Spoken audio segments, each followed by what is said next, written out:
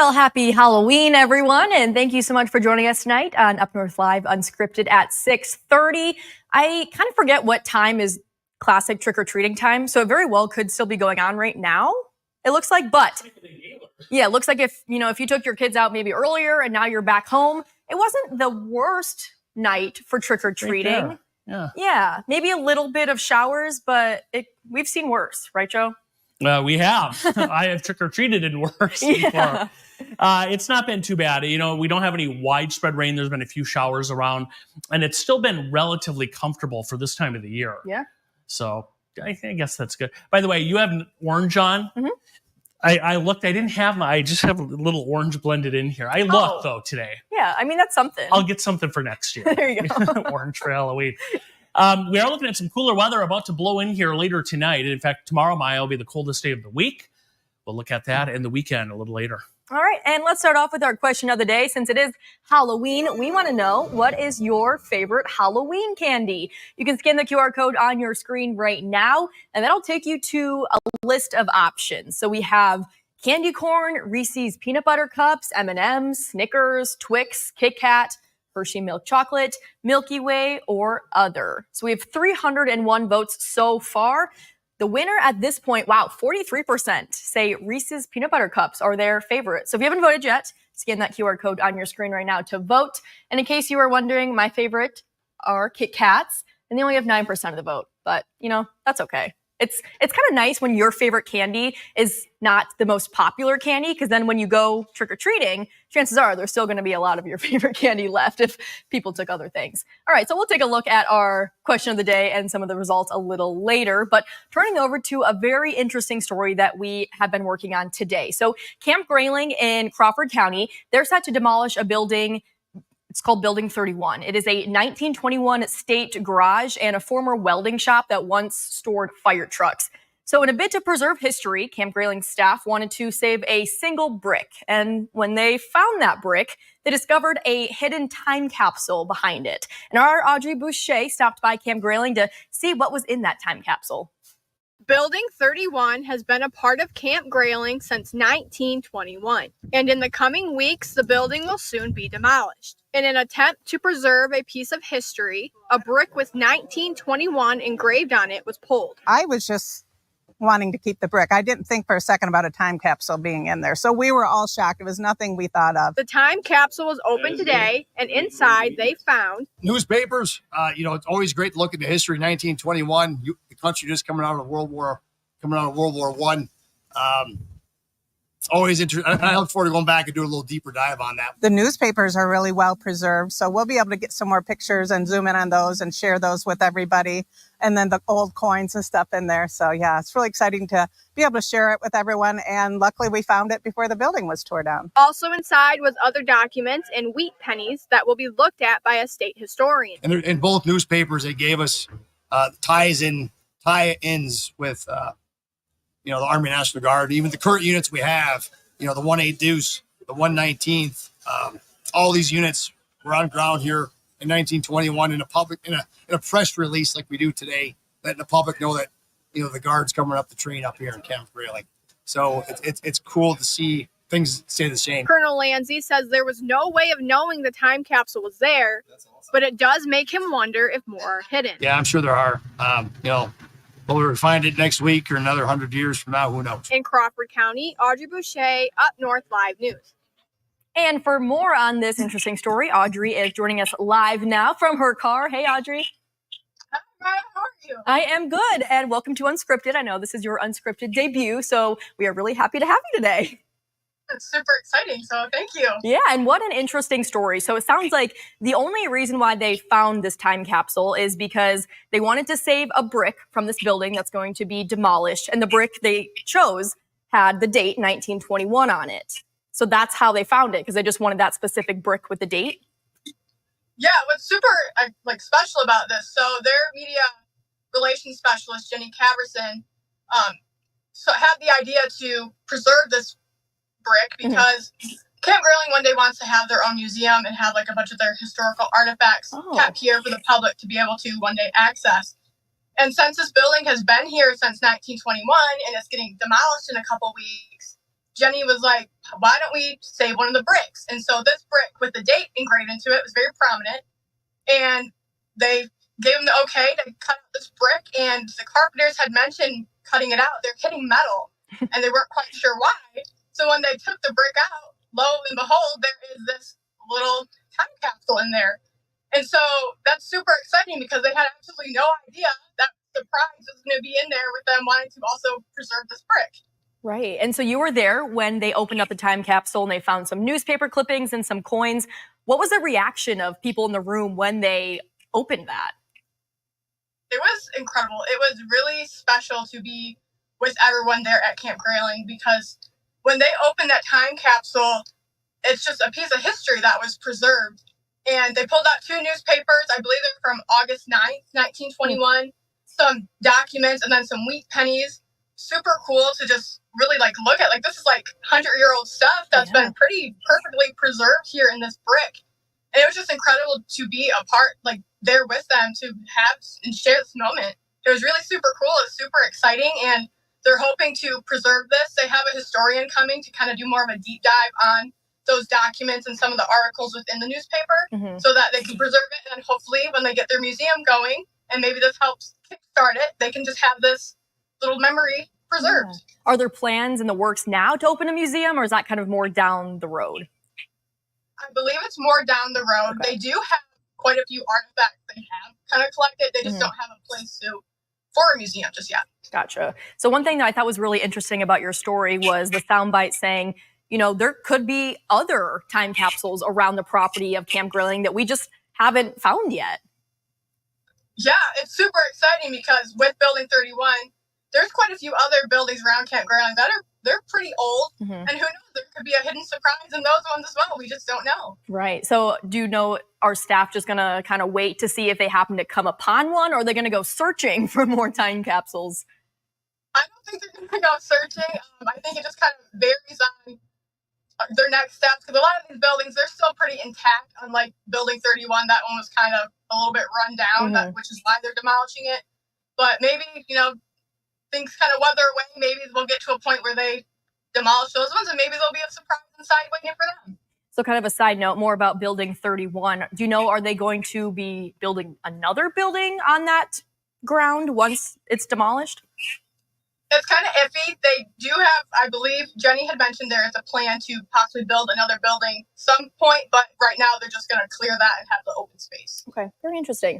Anything else that you want to mention, Audrey, about your story that we haven't discussed yet? I think it's super cool. I mean, Colonel Lanzi touched on this when I interviewed him. In the newspaper, there's articles and a communication that Camp Grayling had with the public, which is not much different than what they do now today. For instance, one of the clippings had mentioned, troops coming into Camp Grayling. And, we see today Camp Grayling shares when, we have Northern Strike. They have thousands of troops coming in. They keep a pretty open communication with the public. It's just a lot more advanced now and easier because we have social media and all that fun stuff. But I thought that was super cool that their communication then is pretty much the same. It's just evolved to be a lot more open, a little bit better than 100 years ago. It's super cool. That is really cool. And do you think that they would kind of do another time capsule now? I mean, it might be a possibility. It'd be pretty cool if they ever, if they do build a new building, if the troops that are there now and did their own thing for the next troop 100 years later could find, that'd be super cool. Might as well just continue the tradition, the pattern. Yeah, most definitely. All right, Audrey, thank you so much for joining us. We really appreciate it. We have some other stories that we want to get to, so let's turn things over to a story that our reporter Daniel Zivian worked on today. So if you drive late at night or even early in the morning, or these days it seems like any time of the day, you're probably seeing more and more deer, and you are not alone. According to the DNR, the deer population is increasing in Michigan. So our Daniel Zivian learned why that is and how much of a risk it can be for drivers. The DNR estimates Michigan's deer population at 2 million and growing. Most deer are found in the southern lower peninsula, but all of Michigan has experienced the mild winters that have exacerbated the problem. The UP will have winter die-off, so the winters are so severe the deer just don't make it through. But, with climate change, with our kind of shorter, milder winters, those conditions aren't as harsh for them to have to live through. So they're surviving, they're coming out of the winter and going into the spring, in a really good body condition. So they're able to survive the elements. AAA says Michigan had almost 59,000 deer-related crashes in 2023, down slightly from 2022, but still with 19 fatalities, 11 of them motorcyclists. Once the rut starts and the mating season begins, and we have hunting pressure pushing deer around, and then now we've got leaves falling and the food changes and all these things going on at once. Very unpredictable. And most of our crashes happen during the latter part of October, November, and December. Courtney says the DNR wants hunters to shoot more does to help curb the numbers, as opposed to bucks, which Michiganders harvest at a much greater rate. We're asking hunters to take one doe if they're harvesting a buck, or more if possible. And if they don't have enough freezer space to be able to take more than one doe, we do have programs available where you can drop off your deer to a processor at no cost to the hunter, and that venison will go to a food pantry or a food bank. Bubar says AAA won't know until next year whether 2024 was better or worse for crashes. In Gaylord, Daniel Zivian, UpNorthLive News. And we do have some tips on defensive driving from the Emmett County Sheriff's Office. So always stay alert, especially at night. Be sure to watch out for deer crossing signs and slow down for deer if you can. But the most important thing is never swerve, no matter how close you are to a deer. When you're swerving like that, you're running the risk of losing control of your own vehicle. Of course, we don't want you to have to hit a deer. If an accident is unavoidable, again, brake accordingly. We check our daily activity reports, and we're averaging between 1 and 5 car deer accidents per day. So it's a year-round problem and something that we just have to deal with. And again, we just want people to be more cautious out there, especially during this time of year. And we have more information on these tips on our website, UpNorthLive.com. Now, we are recapping the Freshwater Summit at Northwestern Michigan College in Traverse City. Our meteorologist, Trevor Robideau, was at the event yesterday and tells us about some of the hot topics. The Grand Traverse Bay Watershed Center helped gather over a dozen highly prestigious researchers and experts here to present, network, and discuss issues from whitefish populations to swimmer's itch and more. Watershed Center is always thrilled to host this event. I think folks look forward to it every year. We get to bring people together to talk about complex issues that we're all facing and have an opportunity for people to talk about those things. Complex issues that don't have direct answers and sometimes don't even have entirely known causes. Issues like the almost disappearance of the whitefish in the greater Little Traverse Bay region. There's a lot of things that we think might be going wrong, whether it's super clear water where we're getting like UV light penetration. We're getting problems with zooplankton, like abundances are too low. Maybe fish health problems. We're also seeing problems with that. So we're kind of looking at it in every way we can. According to Mark Breederland of MSU Sea Grant Extension Life of the Great Lakes Update in 2024, zebra mussels and quagga mussels rank 1 and 2 on the list of the worst invasives in our waters. Zebra mussels have kind of system-wide impacts with habitat modification changes, the changes in the photic zone and movements of things. And basically now we kind of have a bit of an upside down food web. Over the years, dracaenas have made our waters in Lake Michigan a beautiful clear blue. But deep down, these waters now hold an ugly truth. Bracinated mussels, so quagga mussels and zebra mussels, these guys are filtering out all the algae out of the water, so that leaves no algae for any of the zooplankton, and these are what all your baby fish, everybody's baby fish, are eating. And so by taking that away, the food chain kind of collapses, and the whitefish, unfortunately, are being hit by that. A lot of questions still remain, but scientists and researchers like Chris Dye are working hard to identify the problems so we can figure out what comes next for our Great Lakes. In Grand Traverse County, Trevor Robideau, UpNorthLive News. All right, let's take a quick commercial break, but we'll check back in with Chief Meteorologist Joe Charlevoix in just a few minutes. He'll have much more on the forecast for the rest of the night and for our weekend. And he says that we might be seeing some cooler temperatures pretty soon. He'll have much more on that in just a few minutes. I'm Jada Johnson from Big Boys TV, and the Fish and Game Report is sponsored by Johnson's Propane.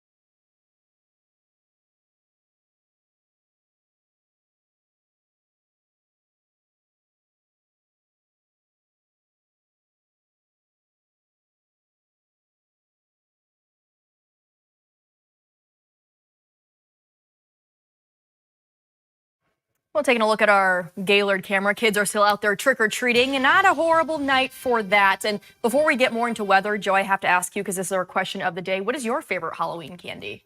I like a good Reese's, You peanut butter and cup. most other people on our Yeah, poll. but I also like, going back to when I was young, like when I'd go to the movie, I like Skittles. Oh, sure. Skittles, like kind of the fruity candies Yeah, too, a little bit. over chocolate maybe. Yeah, and a good Snickers, right? Can't go wrong with that. And yours is Kit Kat. You said Kit Mine's Kats, Kit right? Kat. Yep. Yeah, Big those Kit Kat those are girl. good too. They're all pretty good. I know. I'll take them all. Yeah. And well, if they're collecting right now, let's Yeah, take a look. look at 'em. Go to Gaylord, and you can see on the side of the street there a lot of ghosts and goblins and candy and pumpkins, and it's really not a bad evening. Honestly, thought the rain would be a little more widespread, which it's been great because we've had a few showers around, but the weather's been not too bad for most areas. Here's what's going on, though. If you look at the weather map, we have low pressure right over us, right on top of northern Michigan tonight. You can see it right there. This is moving away, and now as this departs and heads away from us, we will start to see some cooler weather working in. Here's radar tonight. There's some of the rain we had earlier. We had showers. Much of the area had quite a bit of rain last night. Through part of the day today, they've had snow out around Minneapolis. That is kind of ending there. And actually, the western UP has a little bit of snow right there. Actually, I'll stop this. You can see the radar, some snow there, west of Iron River up toward the Keweenaw Peninsula. And here's the cooler weather starting to roll in too. So a lot of different colors here. It's still 70 at Detroit. You get to Gaylord, 61. Just showed you the weather camera there. Pellston, 60. Marquette is down to 43. And then Ironwood in the western UP, that's just still Michigan, 35. So kind of a big range, and that's the lead edge of the cooler weather advancing in. By tomorrow morning, we'll drop down into the upper 30s, low 40s. That's around 6:30 tomorrow. And then watch as we get into the afternoon. Doesn't warm up much tomorrow. We'll stay, 4 or 5 o'clock. Maybe you have high school football plans tomorrow night. Let's take a look at that. We'll go out to about 7, 8 o'clock. Yeah, upper 30s, mid 30s to low 40s tomorrow. So a little chilly for the games, but it will be dry. As far as rain, most of it heads out of here. Another little batch tonight on the backside of this low, and then see a little of that pink and white up in the UP. That's snow mixing in. So you could see a little bit of slush up that way. Showers in the morning will end, and then the afternoon looks pretty dry. And looking ahead at our weekend, there's Saturday, not bad, dry weather Saturday. We're going to cloud back up though Sunday, and then later Sunday, some showers coming in. And early next week, just pointing this out, there's Sunday, there's Monday, looks a bit wet, and there's Tuesday. Now, we do need the rain still. We're running a big deficit since the start of this September, but it looks wet and windy as we head toward Election Day. There's extended forecast, kind of all wrapped up in one big graphic here. Clocks turning back, get that extra hour back from the spring. There's the showers Sunday afternoon, and then Monday and Tuesday, yeah, it looks a little bit wet. Some wind on Tuesday as well, and then sunshine returns Wednesday and Thursday. So all in all, looks like a pretty decent weekend coming up. And these showers will head out of here tomorrow, Maya, for a couple days. Looks like a little more normal conditions. Yes, for this time especially of year. after that warm weather we had. All right. Thank you, Joe. Mm-hmm. Let's take another quick break, but we will bring in our sports director, Harrison Beebe. He'll have a fun little sports report for you coming up in just a few minutes.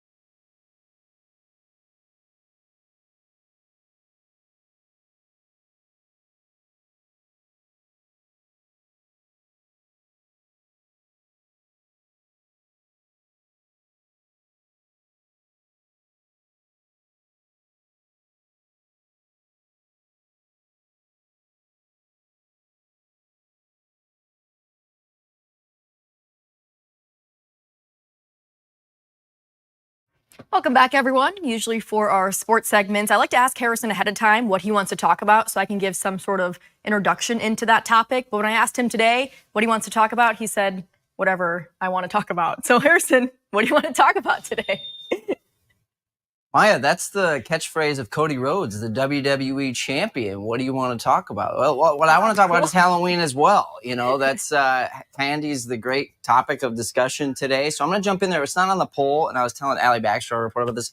100 grand is the underrated candy bar, in my opinion, and just that much money in your back pocket. 100 grand as well is pretty I'll take the money over the candy bar, personally. Or maybe you have 100 grand in 100 grand candy bars. I mean, just interesting. I kind of forgot about that candy bar. It's a forgotten one, but it's, you know, as I get older, I kind of appreciate that one more. It's got a nice little kick to it. And you know what else has got a pretty good kick to it, Maya? What's that? If I had to go off the top of the dome, I'd say the Elk Rapids boys soccer team has a pretty good kick to them right now because the Elks are back in the state finals for the first time since 1998. They won their semifinal game last night. I was in attendance for it against Hartford. 3-0 winners over Hartford. That puts the Elks in the finals, like I said, for the first time this millennium. And they'll be taking on Pontiac Notre Dame Prep on Saturday. It'll be a 12:30 first kick against Notre Dame Prep. It'll be down in Grand Ledge, so it's a little tough for people to get there. I'm sure a big chunk of the Elk Rapids community is going to be there. I'll be there as well. We'll get you a full recap of the state finals on Saturday here on Up North Live. That's awesome. Very exciting for Elk Rapids. Congrats to those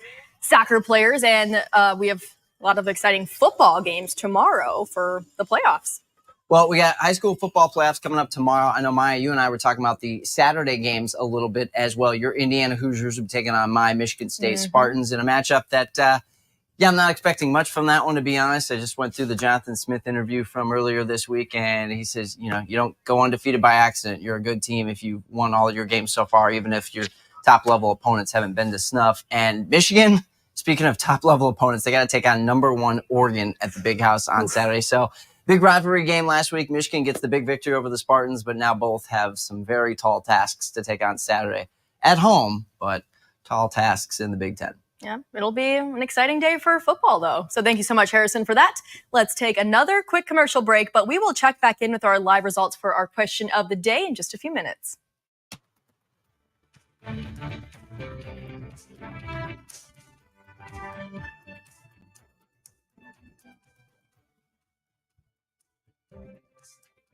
Salon services are furnished by Epiphany Advanced Academy in East Acme.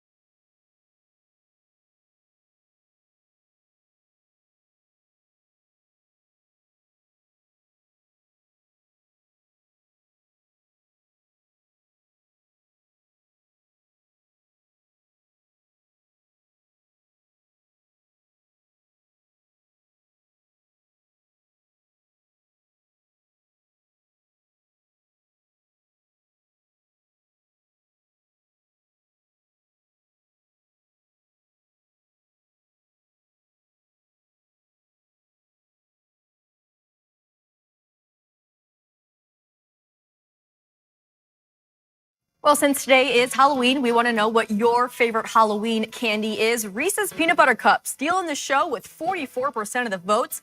Poor Twix, they only have 2%. And looking at some of our comments on our live stream, Dan, who works here, says Melody, his wife, says Kit Kats are her go-to. And Scott says tequila shots. A good adult Halloween treat there for Scott. Well, thanks so much for joining us. Hope you have a great Halloween. We'll see you back here at 11 o'clock tonight.